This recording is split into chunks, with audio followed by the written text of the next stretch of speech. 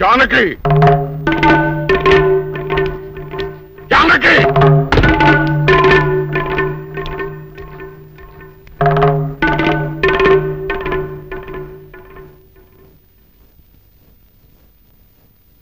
ఇప్పుడు నీ కళ్ళు చల్లబడ్డాయా? నీకు తృప్తిగా ఉందా? నా మనవడు ఊళ్ళో ఉంటే నీ మనవరాలకు పెళ్లి కాదని వాడిని ఊళ్ళోంచి బయటికి గెట్టేయమని సలహా ఇస్తావా? ఆనాడు నా తల్లిదండ్రుల్ని చంపుకోలేక నా ప్రేమను చంపుకొని నిన్ను పెళ్లి చేసుకోలేదు. ఆ కక్ష మనసులో పెట్టుకుని నీ మనవరాల్ని నా మనవడి మీద గుసికొల్పి వాడిని ప్రేమలో దించి వాడి మనసు ముక్కలు చేస్తావా? అందుకే చాలగా వాడిని ఊళ్ళోంచి గెట్టిస్తావా? వీరుడు నోరు పోయి. నా పేరు వీరయ్య దొర. పెళ్లి పెటాకులు కాని నీకు, పిల్లా జల్లాలేని నీకు కడుపు తీపి గురించి ఏం తెలుసు? నా మనవడు ఇప్పుడు ఎక్కడున్నాడో ఏమయ్యాడో తెలియటం లేదు. 4 రోజుల లోపల వాడు ఊళ్ళో కనుక రాకపోతే నేను రాక్షసుడి అయిపోతాను. ఈ అవమానం భరించలేక వాడేదైనా అఘాయిత్యానికి పాల్పడితే అందుకు కారణమైన ఏ ఒక్కరూ ప్రాణాలతో ఉండరు. జాగ్రత్త.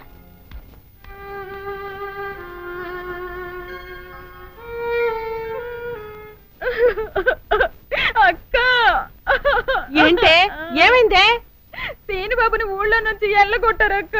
ఆ విషయము నేను విన్నాను. అంత మాత్రం దానికి ఏడుస్తూ కూకోవాలంటే ఎర్రిమోహమా? సీనుబాబు 4 రోజులు ఊర్లో లేకపోవడం మనకే మంచిది. ఊర్లో ఉన్నాడనుకో లటుక్కున ఏదో ఒక రోజు జానకమ్మ మనవరాలి మెల్లో తాళి కట్టేస్తాడు. ఇప్పుడు అసలు భయమే లేదు. ఒకవేళ 4 రోజుల తర్వాత తిరిగి రాకపోతే పులిపై పొట్టేం కాదు, రాకెక్కడికి పోతాడు? నువ్వు ఏడుతూ కూకోమాక. మంది ఇప్పుడు దొరల వంశం.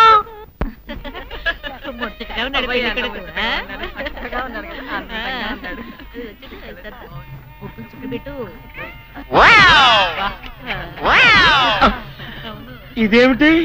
ముక్క మీద నల్ల చుక్క కదా పెట్టాలి, తెల్ల చుక్క పెట్టారేమిటి? నల్ల బొట్టు పెడితే నీ రంగులో రంగు కలిసిపోద్ది.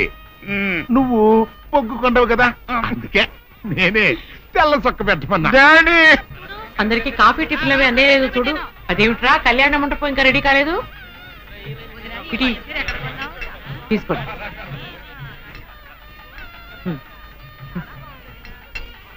ఎంతైనా జానకమ్మే దగ్గరుండి అన్ని పనులు స్వయంగా చూసుకుంటది. మరి నన్ను ఏం చేయమంటారు చెప్పండి? నాదేమో 6 దిక్కులేని కొంప అయిపోయింది. మన ఇంట్లో పనులు మనం చేసుకుంటే తప్పే ఉందండి. ఏంటో ఆ సీనుబాబు గుళ్ళో గొడవ చేయకుండా ఉంటే ఈ ముహూర్తానికి మా పిల్ల పెళ్లి కూడా అయిండేది. ఈ ముహూర్తానికి ఎందుకులేండి, మాది అసలే దొరల వంశం. పొట్లకేం కాదు.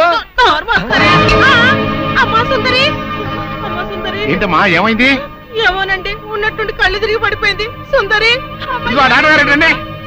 రండి, పాపం ఉన్నట్టుండి పిల్ల కింద పడిపోయిందండి. మీరు చూడండి.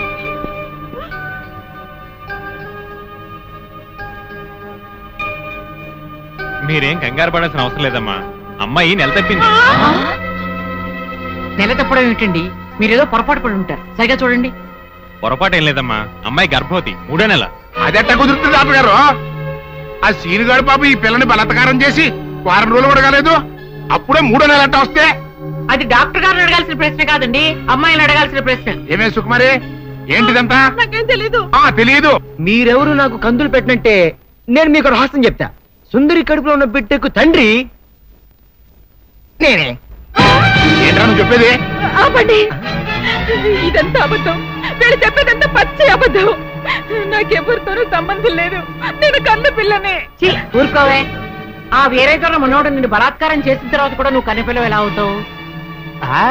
వీళ్ళంతా చెబుతున్నది నిజమే అయితే నువ్వు ఆడపిల్లవే గాని కన్నె పిల్లవెలా అవుతావు? కాదు, నేను కన్న పిల్లనే. నన్ను సీనుబాబు పాడు చేయలేదు. ఏంటి? సీనుబాబు నిన్ను పాడు చేయలేదా? మరి అతనే నిన్ను బలాత్కారం చేశారని అయ్యాల పంచాయతీలో ఎందుకు అబద్ధం చెప్పావు? సీనుబాబుని నేను ప్రేమించాను, కానీ సీనుబాబు సౌందర్యని ప్రేమిస్తున్నాడు. సీనుబాబు నాకు కాకుండా పోయాడు అనుకున్న బాధతో నేను చచ్చిపోబోతే, సీనుబాబు నీకు దక్కాలంటే నేను చెప్పినట్టు నాటకం ఆడమంది మా అక్క. అంతేగాని నేను చెడిపోయిన దాన్ని కాదు. సీనుబాబు నన్ను పాడు చేయలేదు. అసలు నేనే తప్పు చేయలేదు. అబద్ధం. దాని మాటలేదు నమ్మకండి. కళ్ళు తిరిగి పడిపోవడంతో ఏదేదో మాట్లాడుతుంది. నోరు పోయి ముయ్యమైన కప్పనోరు. దాని అమాయకురాలు చేసి నువ్వింత నాటకం ఆడతావా? ఆ వీరయ్య ద్వారా మనవుడు తప్పు చేశాడంటే నేను నమ్ముతాననుకున్నావుటే. నువ్వు ఆడిన నాటకం నలుగురికి తెలియడం కోసమే నేను ఇలా నమ్మినట్టు నటించాను. ఏమిటే కూసావు? నీది దొరల వంశమా? ఏది మళ్ళీ ఇంకోసారి కూతకోయి నీ పళ్ళు రాల కొడతాను జాగ్రత్త. వాసిని అమ్మ కడుపు మారా. నువ్వు చెప్పిన మాటలన్నీ నిజమని నమ్మి బంగారు లాంటి కుర్రోణ్ణి అనరాని మాటలన్నీ అన్నాను కదంటే, మచ్చలేని నా పంచాయతీ ప్రెసిడెంట్ పోస్ట్ లో తప్పుడు తీర్మానం చేశాను కదంటే, అయితే ఇప్పుడు అందరి ముందు సరైన తీర్మానం చెబుతున్నాను. ఏ రైతురా మనవడు నిర్దోషి అని తేలిపోయింది కాబట్టి ఈ సప్పిడి సుకుమారి చెల్లెల్ని ఆ బాబు పెళ్లి చేసుకోవాల్సిన అవసరం లేదు. అంతేకాదు ఈ సప్పిడి సుకుమారి తను చేసిన తప్పుకి ఈ గ్రామ పంచాయతీకి 10,000 రూపాయల జరిమానా కట్టాల్సిందే. అమ్మ జానకమ్మ, నీ మూలంగా నేను చేసిన తప్పు దిద్దుకునే అవకాశం కలిగిందమ్మా. నీ మేలు మర్చిపోలేను. సుందరి,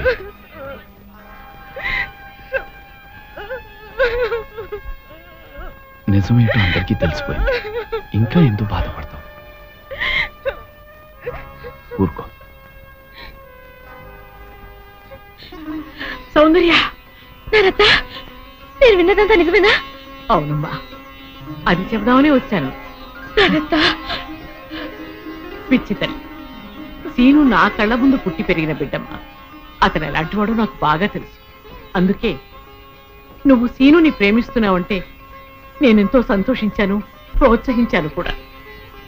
సీను నిర్దోషిని రుజువయ్యే వరకు అతని ఊళ్ళో ఉండకూడదు. ఉంటే సుందరికి సీనుకి పెళ్లి జరిగిపోతుంది. అలా జరగకుండా ఉండాలని సీను నీ ఊరి నుంచి బహిష్కరించేలా చేశాను. పాపిష్టిదాన్ని, నా సీనుని ఎంతో బాధ పెట్టాను. ఇప్పుడు ఎక్కడున్నాడో, ఏమైపోయాడో, ఎలాగైనా వెతికి పట్టుకుంటాను. ఎక్కడని వెతుకుతావు? అవును, ఎక్కడని వెతుకుతాను? పిచ్చి పిల్ల, నువ్వెక్కడా వెతకనవసరం లేదు. నేనే సీనుని రప్పించాను. నిజంగానే నానత్త? మోహన్ చూడరా. సీను, సీను,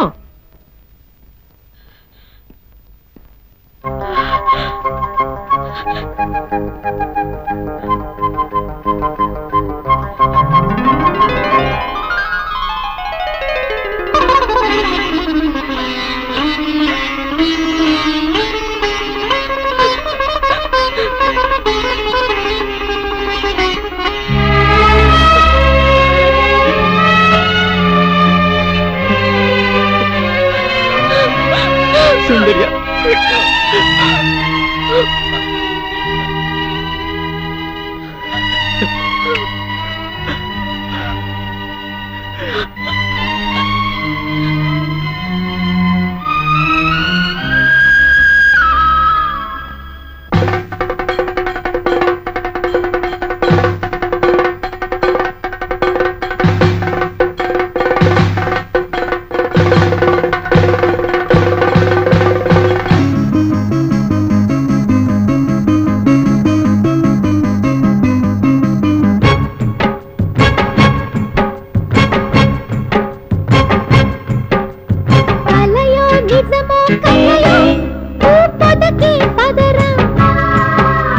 వయసో మనసో వల్లపో నీ ఎదలే అదరా. ఆకులో వక్కలాగా నా సోకులే చుట్టుకోరా. చెమ్మలు చెక్కలాగా నీ చిమ్మిరే ముద్దులాడా. అరే పాట పట్ట వేళకు పాటలింక చెప్పకు మొగుడా మొగుడా. తొలి ముద్దు పచ్చి తీరని ముక్కు పచ్చలారని చెలియా సఖియా. కలయో నిజమో కలయో పదకి పదరా. వయసో మనసో వల్లపో నీ ఎదలే అదరా.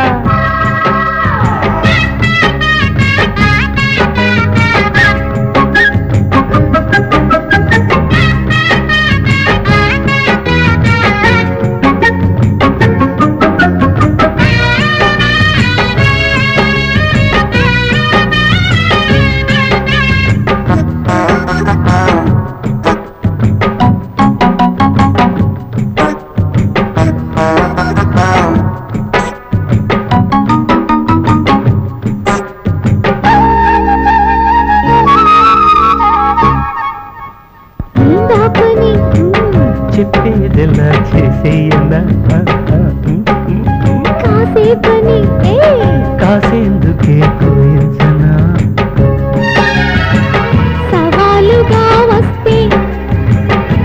జవాబు నేనిస్తా ఉగాదిలా వస్తే ఉషస్సునై చూస్తా పరువాన విరివాన కురిసే వేళల్లో కలయో నిజమో కలయో పదకే పదరా వయసో మనసో వల్లపో నీ ఎదలే అదరా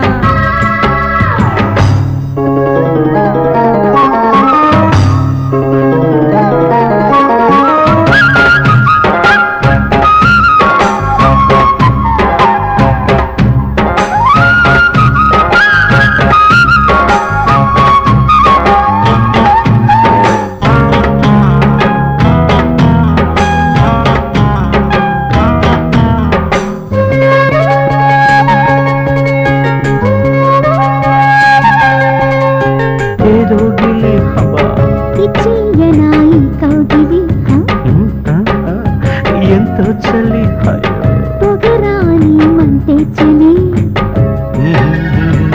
కయాళిగా వస్తే కళ్యాణి పాడేస్తా వసంతమై వస్తే రసాల విందిస్తా హరివిల్లే పొదరిల్లే పిలిచే ఈ రోజుల్లో కలయో నిజమో కలయో పదకే పదరా వయసో మనసో వలపో నీ ఎదలే అదరా ఆకులో వక్కలాగా నా సోకులే చుట్టుకోరా చెమ్మలు చెక్కలాగా నీ చిమ్మిరే ముద్దులాడా అరే మాట కట్ట వేళకు పాటలింక చెప్పకు మొగుడా మొగుడా తొలి ముద్దు పచ్చి తీరని ముక్కు పచ్చలారని చెల్లియా సఖియా కలయో నిజమో కలయో పదకే పదరా వయసో మనసో వల్లపో నీ ఎదలే అదరా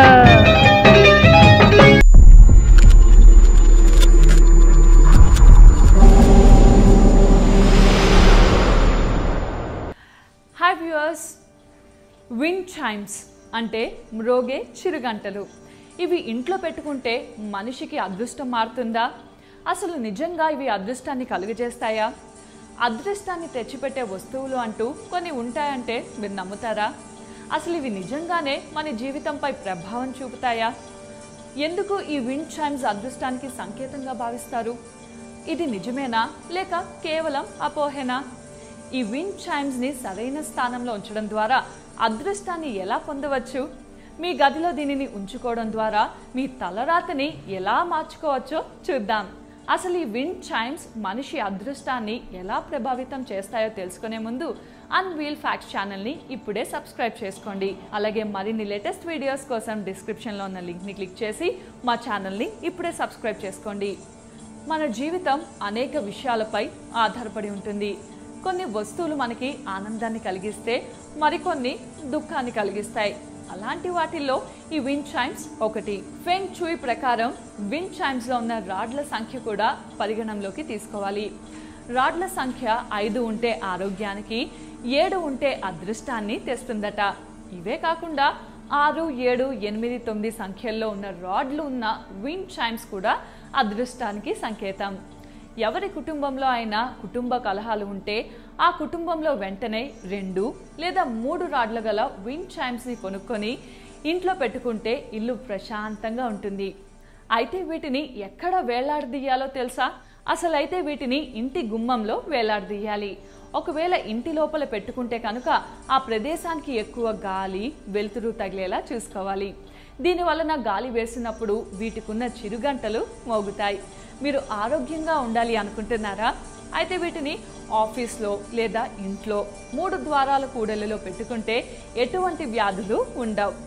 6 రాడ్లున్న విండ్ చైమ్స్ మన ఇంట్లో పెట్టుకుంటే నెగిటివ్ ఎనర్జీని తరిమివేసి ఆ ప్రదేశాన్ని పాజిటివ్ ఎనర్జీతో నింపుతుంది. ఇది విరిగినా లేదా దీనిలో నుండి వచ్చే శబ్దం తేడా అనిపించినా విండ్ చైమ్స్ని వెంటనే తీసేయాలి. ఫెంగ్ షూయ్ ప్రకారం పాడైన విండ్ చైమ్స్ మంచి కంటే చెడుని కలిగిస్తాయి. అందువల్ల ఏ మాత్రం తేడా కనిపించినా దీనిని వెంటనే ఇంట్లో నుంచి తీసి పారేయాలి. సో ఈ విండ్ చైమ్స్ యొక్క ప్రయోజనాల గురించి తెలుసుకున్నారు కదా. ఈ వీడియో మీకు నచ్చినట్టయితే లైక్ చేయండి, షేర్ చేయండి. మరిన్ని అప్డేట్స్ కోసం మా ఛానల్ని ఇప్పుడే సబ్స్క్రైబ్ చేయండి. వాళ్లకు ముద్ద దిగదు. మనం వాటర్ తాగినట్లు వాళ్ళు పాము విషం త్రాగుతారు. ఎందుకలా అంటే మా వంశ ఆచారం, మేము చిన్నతనం నుండి విషం తింటున్నాము, త్రాగుతున్నాము అంటూ చెప్పుకొస్తారట అక్కడ మనుషులు. వామ్మో, వీళ్ళు